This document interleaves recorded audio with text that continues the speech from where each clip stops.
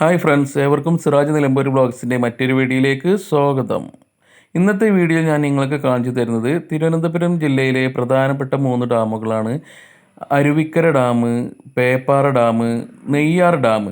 അതിൽ നെയ്യാർ ഡാമിൻ്റെ കാഴ്ചകളാണ് ഇന്നത്തെ വീഡിയോയിൽ ഞാൻ നിങ്ങൾക്ക് കാണിച്ചു തരുന്നത്.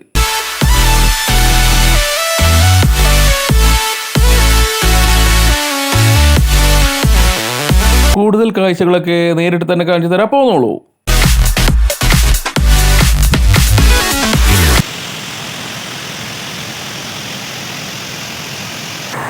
ഇതല്ല